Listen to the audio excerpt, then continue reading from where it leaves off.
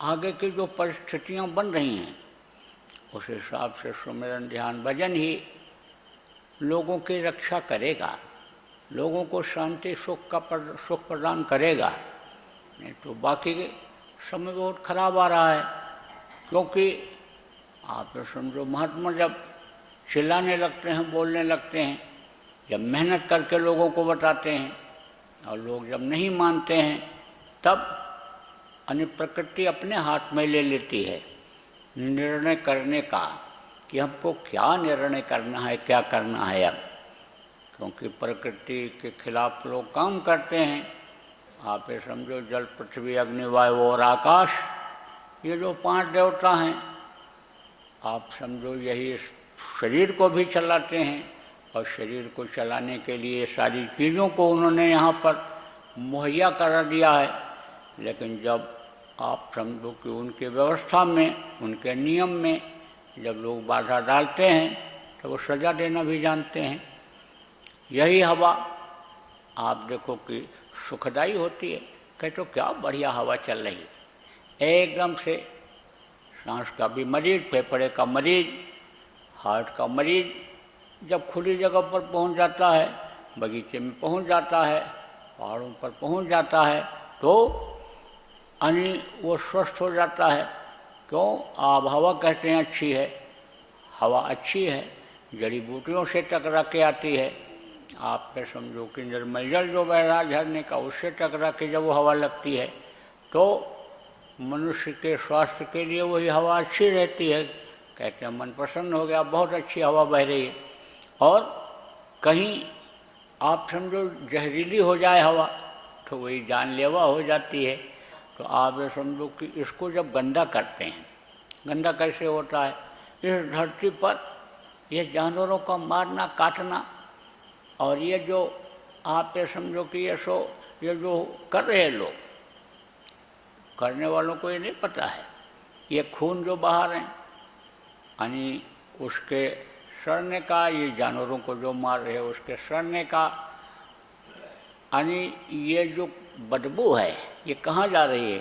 वायुमंडल में ही जा रही है।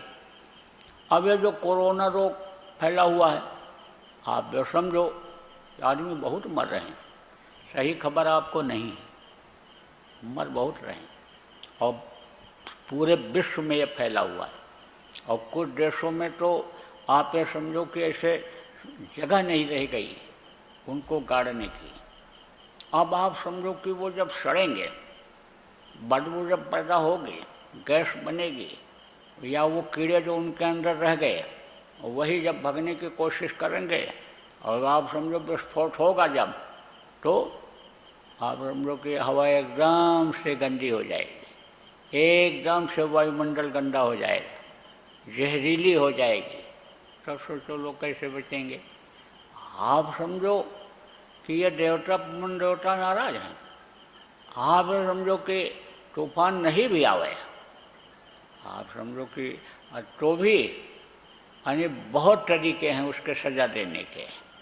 तो जब नाराज हो जाएगा तो सज़ा देगा।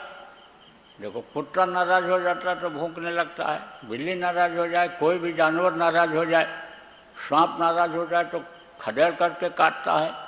तो आप समझो कि यानी वो नाराज हो जाएंगे तो फिर तो बड़ा मुश्किल हो जाएगा। अब इसका ट्रेलर तो दिखाई पड़ने लगा नाराजगी का। धरती के ऊपर पाप हो रहा है। अब ये पाप धरती बहुत बर्दाश्त करती है, लेकिन उसकी भी सीमा है। आप ये समझो काट कूट धरती से है, यानी खोद खाद धरती से है, काट कूट बन रहा है, और कुटिल वचन साधु सहें औरों सहा न जाए। तो धरती बहुत बर्दाश्त करती है, लेकिन जब खोदते जाओ तो पानी तो आएगा ही। और पानी का स्रोत अगर निकल आया तो पानी रुकता ही नहीं है। कहाँ तक ये बर्दाश्त करेगी? आप देखो कि वृक्ष को लोग काटते हैं, लेकिन काटने वाले पनपते नहीं हैं।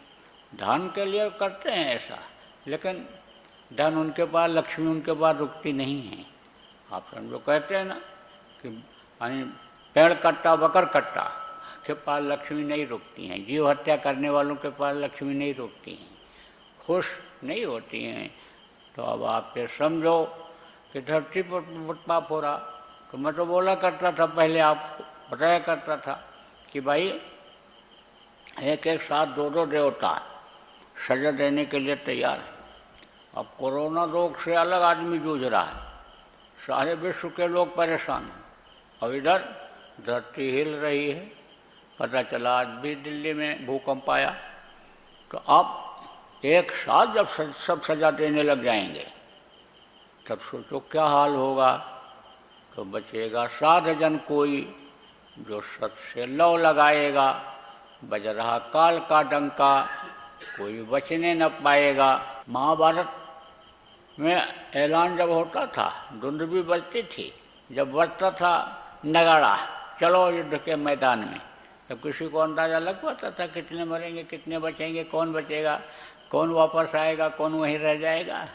उस समय पर तो इतने लोग मरते थे कि कौन उठावे उनको। तो अब आप ये समझो कृष्ण की बातों को जल्दी जब लोग नहीं माने, महात्माओं की बातों को जब नहीं मानते हैं, तो साधु अवज्ञा कर फल ऐसा और जरे नगर नाश कर जैसा। तो अब आप ये समझो, बातों को पकड़ना चाहिए, बातों को समझना चाहिए। तो आप प्रेमियों, जो धार्मिक लोग हो, आप लोग कील को पकड़ो। कबीर साहब ने कहा, दो पाटों के बीच में साबित बचा न कोय, और चलती चक्के देख कर दिया कबीरा रोए।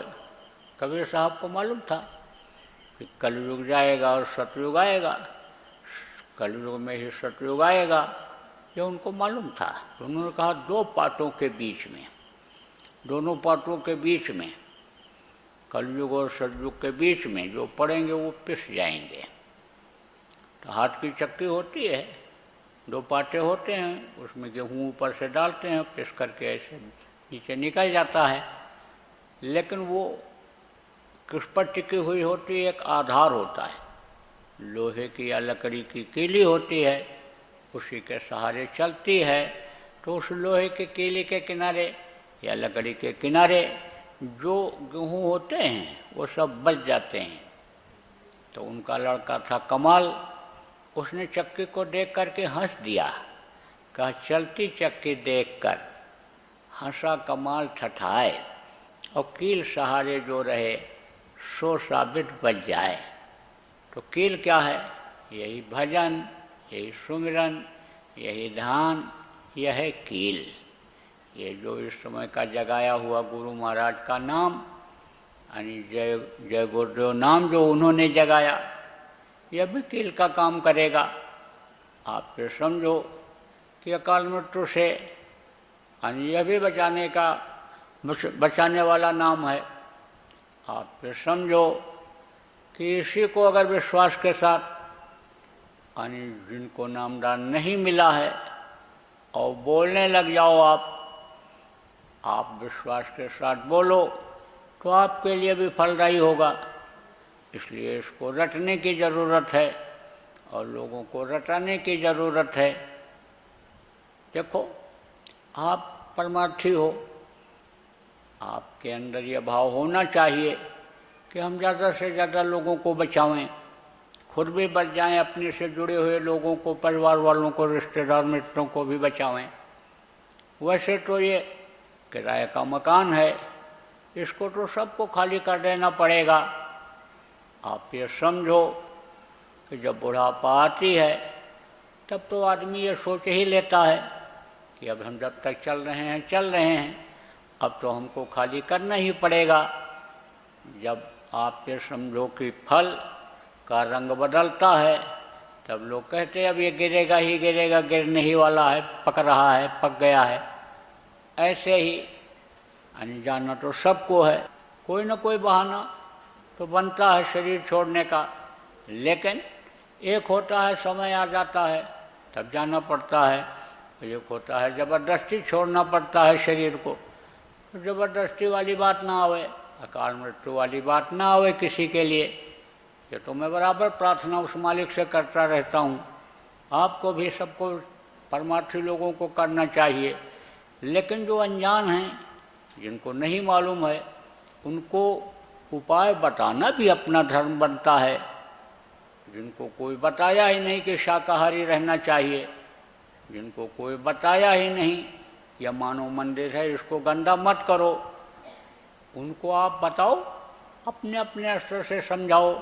हालांकि अब प्रेमियों समय तो इस बात को बताने का निकला चला जा रहा है। अब तो आप अपनी ही जान बचा लो, सब लोग अपने जो नज़दीक के हैं पहचान के उन्हीं की बचा लो। यही अन्य समझ लो कि समय है अब, तो बराबर नाम की कमाई करो, सिमरन ध्यान भजन सब लोग करो, आप सूरज को शब्द के साथ जोड़ो, नाम धुनी बराबर बोलते रहो और लोगों को बुलवाते रहो, जितना हो सके लोगों को बताते रहो। बोलो जय गुरुदेव।